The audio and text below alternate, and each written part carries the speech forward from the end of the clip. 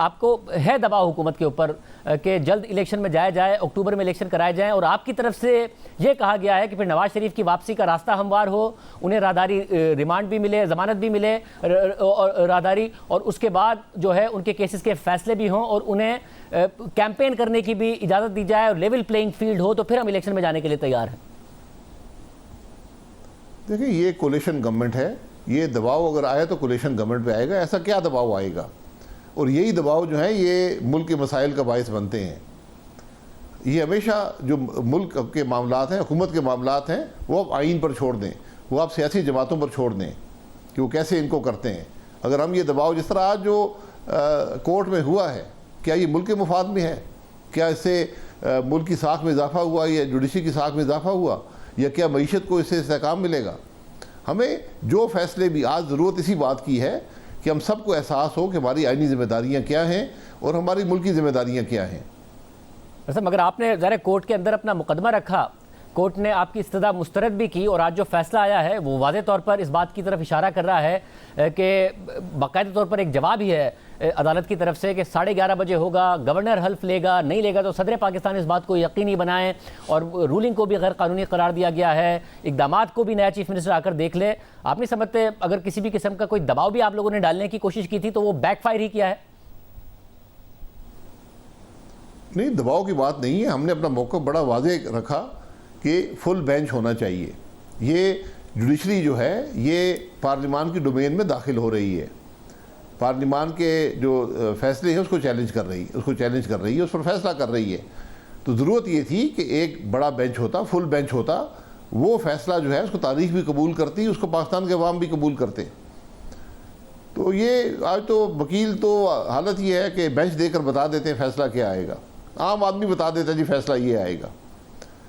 یہ بدقسمتی ہے کہ ہمارے ملک میں عدالت کے پر اعتماد یہاں تک پہنچ گیا ہے کہ آج ہر شخص اسپیکولیشن کرتا ہے ان معاملات پر۔ مگر اب ظاہر چیف جسٹس تو یہی ہیں، اگلے سال تک یہی رہیں گے۔ ابھی بھی جمعے کے لیے ایک بینچ بنایا گیا، اس میں بھی جسٹس اعجاز الحسن صاحب موجود ہیں، حالانکہ ان کے اوپر کل کافی تنقید کی مریم نواز صاحبہ کی طرف سے کی گئی۔ تو آپ کے مقدمات تو یہی جائیں گے، تو کیا آپ لوگوں نے پھر پرماننٹ بائیک آؤٹ کر دیا ہے اس حوالے سے اگر آپ کے سیاسی مقدمات یا پھر حکومتی کیسز گئے عدالت کے پاس؟ دیکھیں، عدالت کا کام ہے کہ اپنی ساکھ بحال کرے۔ جب بھی یہ ایک اصول ہے انصاف کا کہ اگر جو مدعی ہو وہ انگلی کھڑی کر دے تو آپ اپنے آپ کو ہٹا لیتے ہیں، ریکیوز کر لیتے ہیں۔ تو کیا اس سپریم کورٹ کے 12 جو باقی جج ہیں ان میں یہ قابلیت یا اہلیت نہیں ہے کہ وہ کسی بات کا فیصلہ کر سکیں؟ یہ سوال آج لوگ کرتے ہیں۔ صاحب مگر اس سوال کا جواب آپ لوگوں نے، یہ سوال تو اٹھایا نا بینچ کے آگے، جواب مل گیا کہ آپ کی جو فل کورٹ کی استدعا تھی وہ مسترد ہو گئی، تو آگے پھر کیا لائے عمل ہے؟ آپ کے بہت سارے مقدمات جائیں گے اسی عدالت میں، اگلے سال تک یہی چیف جسٹس ہیں، پھر جسٹس فائز آئیں گے، مگر پھر چیف جسٹس اعجاز الحسن آ جائیں گے، تو آپ کا یہ سوچی سمجھی کوئی اسٹریٹجی ہے؟ اس کو کیسے نمٹیں گے آپ آگے؟ نہیں، سوچی سمجھی اسٹریٹجی کوئی نہیں ہوتی۔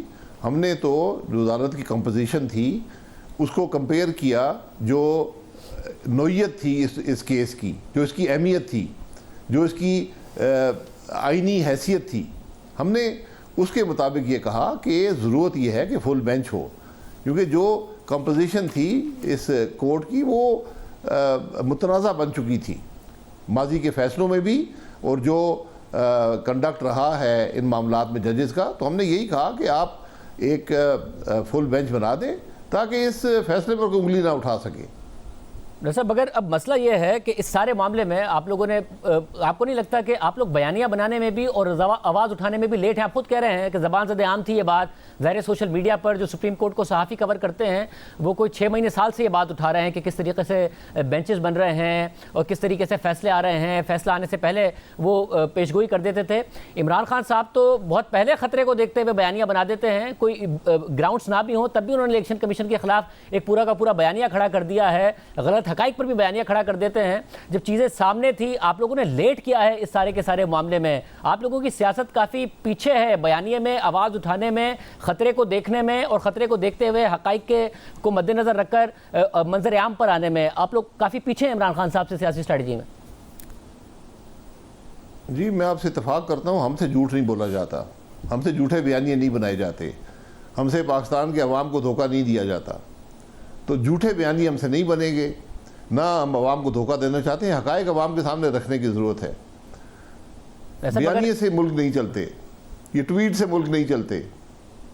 ایسا مگر یہ بات تو آپ کہہ رہے ہیں نا کہ زبان زد عام تھی, تو آپ لوگوں نے تو کل جا کے یہ بات بولی ہے, پرسوں سے آپ لوگوں نے یہ بات بولنا شروع کی ہے. تو اگر آپ کے نظر میں یہ جھوٹ نہیں تھا, سچ تھا, تو آپ لوگوں نے لیٹ نہیں کیا کہ خان صاحب تو اوپینین میک کر دیتے ہیں چاہے گراؤنڈز اس کے ہوں نہ ہوں. آپ لوگوں کو بات صحیح لگتی ہے اور زبان زد عام ہوتی ہے بقول آپ کے, اس میں بھی بہت ٹائم لگاتے ہیں آپ لوگ, جس کی وجہ سے آپ لوگوں کی سیاست اس وقت یا تو بہت زیادہ پیچھے چل رہی ہے عمران خان صاحب سے, اور سیاسی نیریٹو میں مار کھا رہے ہیں آپ لوگ. یہ تو جب الیکشن ہوگا تو اس کا فیصلہ آ جائے گا. لیکن ہم نے عدالت کو موقع دیا. ہم عدالتوں پر بے جا تنقید نہیں کرنا چاہتے, دباؤ نہیں ڈالنا چاہتے, جھوٹ نہیں بولنا چاہتے, دھوکے نہیں دینا چاہتے. لیکن ہم نے عدالت کو موقع دیا کہ یہ ایک بہت اہم مسئلہ ہے, آئینی مسئلہ ہے. آپ پارلیمان کی ڈومین میں داخل ہو رہے ہیں, آپ فل بینچ بنا دیں تاکہ کوئی بات متنازع ہے وہ بات ختم ہو جائے. وہ نہیں ہوا. ہم نے بات عوام کے سامنے رکھ دی. ہمارے پاس کوئی اور طریقہ نہیں ہے. ہم بائیک آؤٹ کرتے ہیں اس معاملے کا.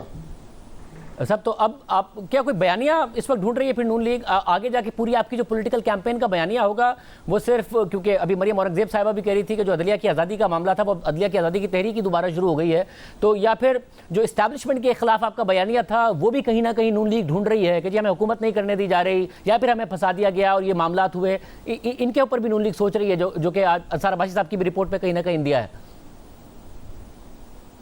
دیکھیں, بیانیے ڈھونڈنے کی ضرورت نہیں ہے. حقائق بڑے واضح ہیں. جو کچھ ہمارے ملک میں ہو رہا ہے اس سے لوگ بے خبر نہیں ہیں. لوگ دیکھتے ہیں یہ کیا بینچ بنتے ہیں, یہ کیا فیصلے کرتے ہیں. اپنے فیصلے کی نفی کی جاتی ہے. کیا پاکستان کے عوام یہ نہیں دیکھتے کہ جس بنیاد پر پہلے ووٹ مسترد ہوئے تھے آج اسی بنیاد پر ووٹ قبول ہو گئے؟ تو کیا یہ اصول روز بدل جاتے ہیں؟ کیا عدالت کے فیصلے روز بدل جاتے ہیں؟ کیا پریسیڈنٹ کورٹ ہو سکتے ہیں؟ تو یہ سوالات آج ہر آدمی جانتا ہے.